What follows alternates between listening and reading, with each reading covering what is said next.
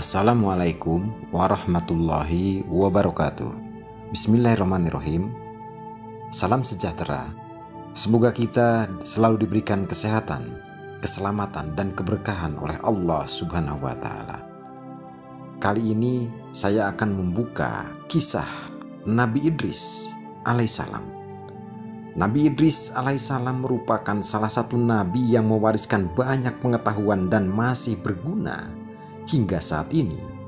Kenabiannya perlu diimani oleh umat Islam sebagai bentuk takwa atas perintah Allah Subhanahu wa Ta'ala.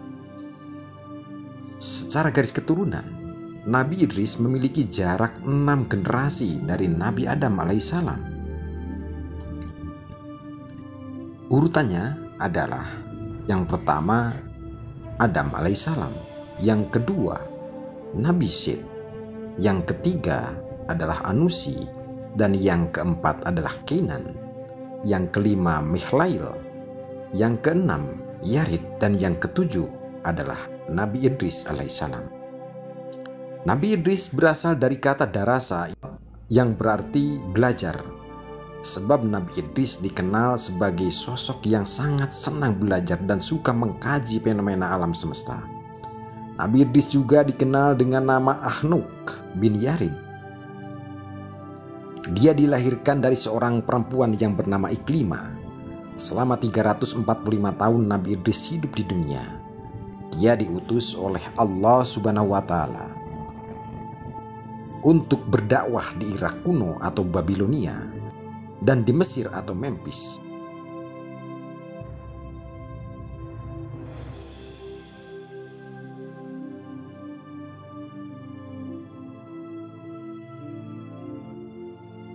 Nabi Idris juga merupakan keturunan Adam yang pertama kali menerima wahyu dari Allah Subhanahu wa Ta'ala setelah Adam dan Syed. Hal itu tertera dalam Quran surat Maryam ayat 56 sampai 57. Dan diceritakanlah hai Muhammad kepada mereka kisah Idris yang tersebut di dalam Al-Quran. Sesungguhnya ia adalah seorang yang sangat membenarkan dan seorang nabi, dan kami telah mengangkatnya ke martabat yang tinggi. Namun demikian, ada beberapa perbedaan pendapat riwayat Nabi Idris, apakah dia hidup sebelum Nabi Nuh ataukah sesudahnya. Ilmuwan seperti Ibnu Katsir At-Tabari, Ibnu Ishaq, Ibnu Jarir, As-Syaukani hingga As-Suyuti menjelaskan bahwa Nabi Idris hidup sebelum Nabi Nuh alaihissalam.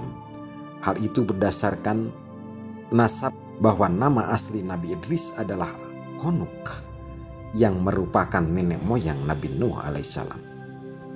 Hal itu juga diperkuat dengan Quran surat Maryam ayat 58. Mereka itulah orang-orang yang Allah telah beri nikmat, yaitu kalangan para nabi dan keturunan Adam, dan dari orang yang kami angkat bersama Nuh dari keturunan Ibrahim dan Ismail, dan dari orang-orang yang kami beri petunjuk dan telah kami pilih.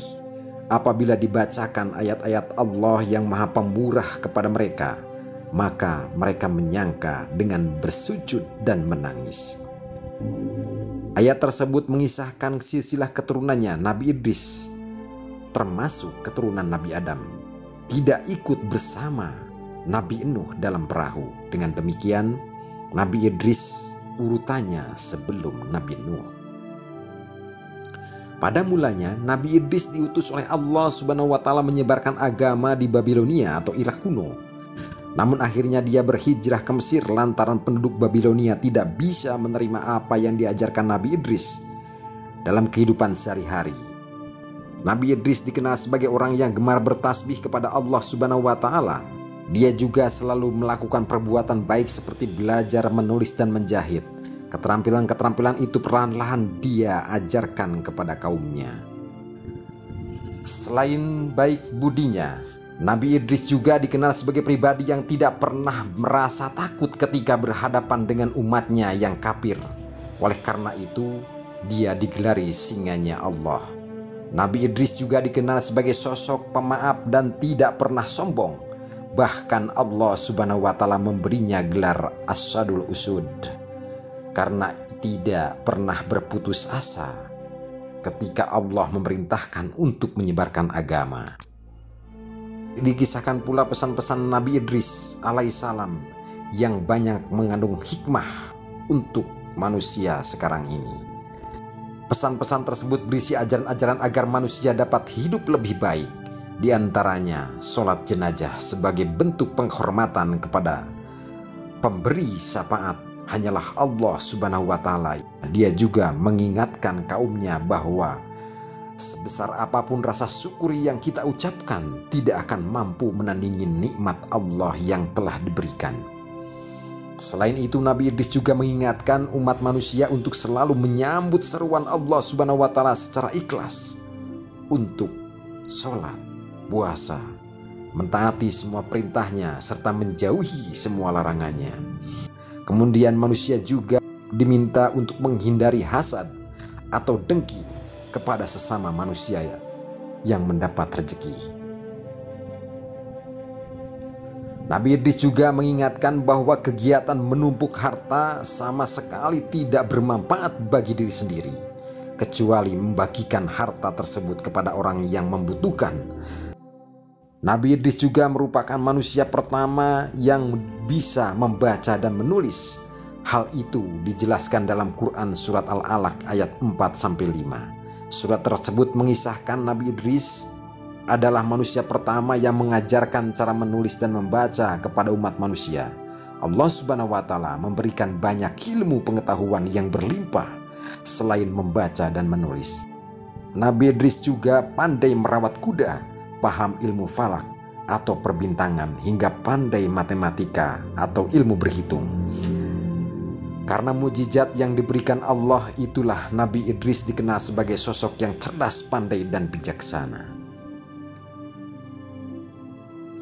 Pengetahuan Nabi Idris sangat luas karena dia rajin mengkaji dan mempelajari banyak hal, termasuk segala hal yang diajarkan Allah Subhanahu wa Ta'ala kepada Nabi Adam. Selain itu, Nabi Idris juga sangat tertarik dengan fenomena-fenomena alam yang terjadi di muka bumi ini. Oleh sebab itu, banyak yang bertanya kepadanya apabila terjadi fenomena alam tertentu. Nabi Idris sering menjadi rujukan terhadap suatu permasalahan. Nabi Idris dikenal sebagai ahli perbintangan. Dia adalah orang yang pertama kali memanfaatkan rasi bintang sebagai petunjuk arah, waktu yang tepat untuk bercocok tanam, hingga memperkirakan kondisi cuaca. Nabi Idris juga memiliki keterkaitan dengan bangsa Sumeria, sebab beberapa penelitian membuktikan bahwa Sumeria juga mempelajari ilmu perbintangan untuk mengetahui waktu bercocok tanam yang baik. Misalnya rasi bintang Taurus yang dipercaya sebagai masa awal musim semi dan cocok untuk menanam. Sementara rasi bintang Virgo digunakan sebagai waktu yang tepat untuk melakukan panen. Sebelum Nabi Idris terlahir di dunia, manusia sebelumnya terbiasa membuat dan memakai kulit binatang sebagai pakaian. Nabi Idris diberikan Allah mukjizat berupa orang pertama yang bisa menjahit kulit binatang sebagai baju layak pakai. Saat waktu luang, Nabi Idris menjahit pakaian untuk diberikan kepada kaum fakir miskin. Nabi Idris juga dikenal sebagai manusia pertama yang bisa menulis menggunakan pena. Bahkan para ilmuwan pernah menemukan beberapa potongan naskah kuno yang diklaim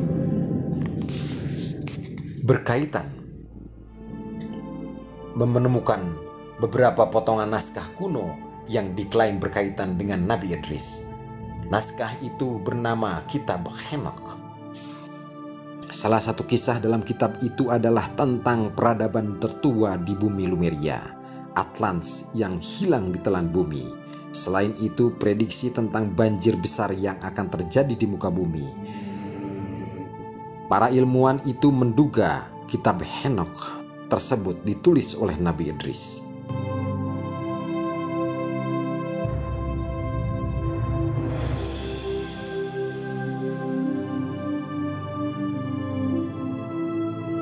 Pada suatu malam, Nabi Idris kedatangan seorang tamu pria. Dia membawa sangat banyak buah-buahan. Nabi Idris tidak sadar pria tersebut adalah malaikat Israel yang menyamar. Nabi Idris menawarkan makanan itu kepada Israel, namun ditolak. Pada akhirnya mereka berbincang-bincang dan berjalan-jalan melihat pemandangan sekitar.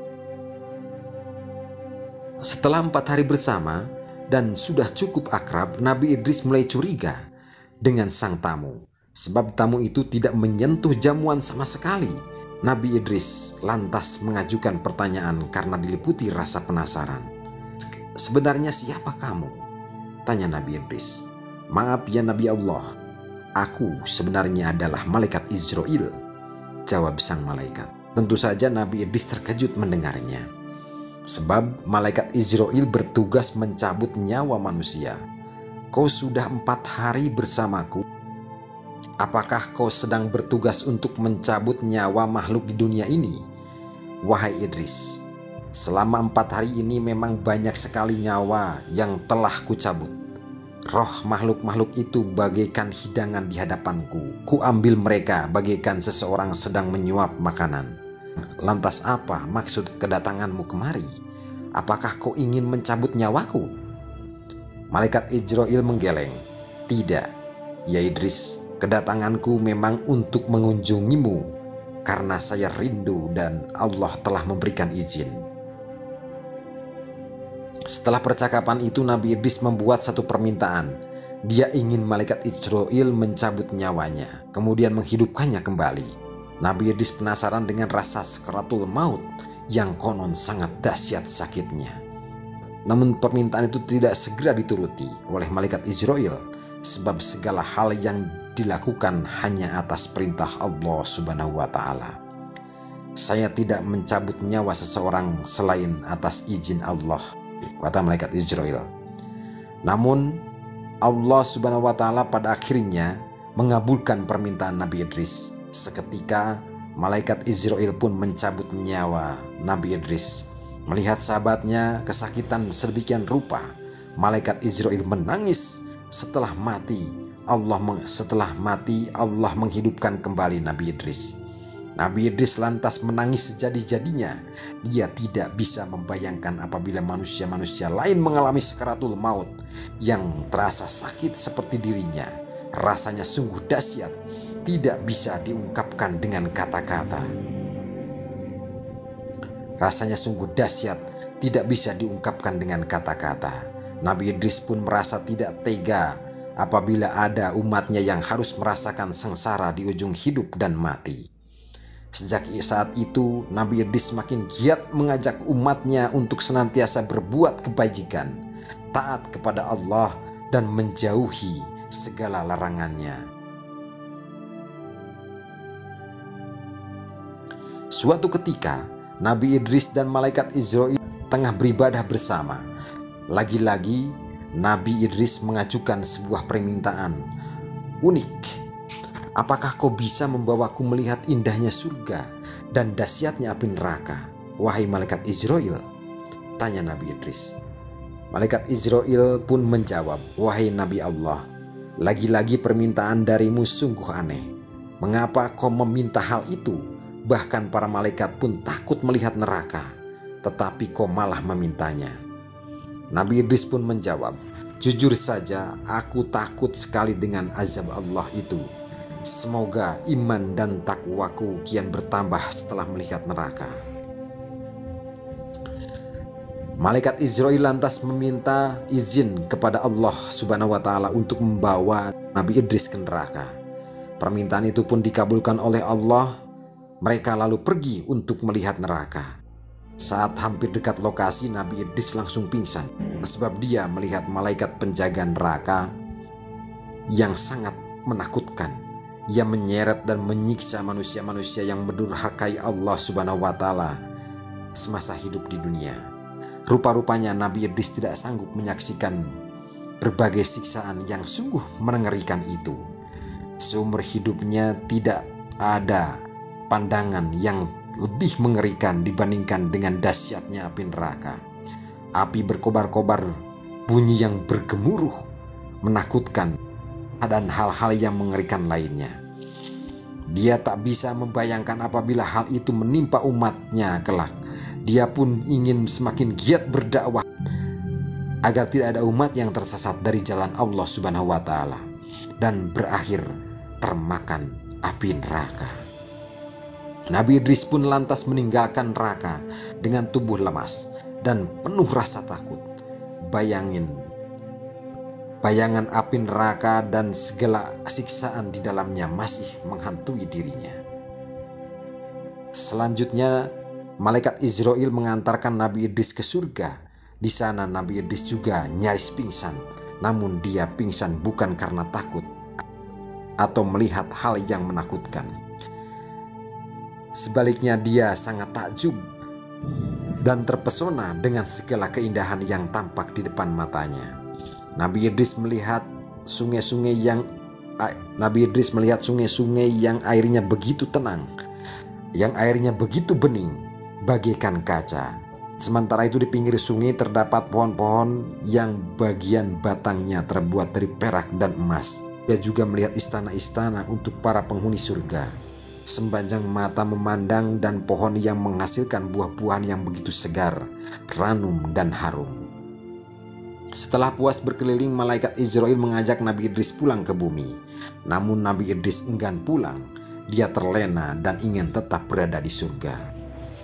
Malaikat Israel lantas memperingatkan, "Kamu boleh tinggal di sini setelah kiamat nanti, setelah semua amal ibadah dihisab oleh Allah Subhanahu wa Ta'ala. Barulah kamu bisa menghuni surga bersama para nabi dan orang beriman lainnya." Idris pun mengangguk, "Aku akan terus beribadah kepada Allah hingga hari kiamat tiba." Ada banyak pendapat terkait akhir hayat Nabi Idris. Dalam tafsir Ibnu Katsir dituliskan, proses kematian Nabi Idris, Ka'ab berkata, Allah Subhanahu wa Ta'ala telah mewahyukan akan mengangkat amal bagi Idris setiap harinya sebanding dengan semua amal anak-anak Adam. Kemudian datang seorang malaikat yang terdekat dengannya. Idris berkata kepada malaikat itu, "Sesungguhnya Allah telah mewahyukan anu dan anu kepadaku. Maka bicaralah kamu kepada malaikat maut agar sudilah dia menangguhkan ajalku supaya amalku makin bertambah." Malaikat itu akhirnya membawa Nabi Idris di antara kedua sayapnya, kemudian naik ke langit. Sesampainya di langit keempat, malaikat Israel berjumpa dengannya. Malaikat Israel bertanya, "Sekarang Idris di mana?" Dijawab oleh malaikat itu, "Dia ada di pundakku." Terjawab sudah rasa heran malaikat Israel, sebab mulanya dia ditugaskan mencabut nyawa Nabi Idris di langit keempat, padahal yang dia tahu Nabi Idris ada di bumi. Ternyata Nabi Idris telah dibawa lebih dulu oleh malaikat lainnya. Pada akhirnya Nabi Idris dicabut nyawanya di langit keempat. Berdasarkan tafsir Ibnu Katsir diceritakan, cerita tersebut adalah salah satu bagian dari Kabul Akhbar yang dikutipnya dari kisah-kisah Israiliyat. Namun dalam cerita tersebut sebagian terkandung hal yang tidak bisa diterima. Ibnu Katsir pun menyebutkan bahwa hanya Allah yang mengetahui segala kebenarannya. Itulah sepenggal kisah dari Nabi Idris dengan segala ketangguhannya untuk berdakwah, menyebarkan agama Allah Subhanahu wa Ta'ala. Nabi Idris adalah nabi yang dikenal akan kecerdasannya dalam membaca ilmu perbintangan. Orang pertama yang bisa membuat baju dan menjahit pakaian. Mukjizat lain yang diberikan Allah untuk Nabi Idris adalah bisa perjalanannya ke surga dan ke neraka. Begitu terpesonanya Nabi Idris saat melihat surga dan pingsan tatkala melihat dahsyatnya api neraka. Semoga kita semua bisa mengambil hikmah atas keteladanan Nabi Idris dan mengamalkan dalam kehidupan sehari-hari. Semoga video ini bisa bermanfaat. Saya akhiri, wassalamualaikum warahmatullahi wabarakatuh.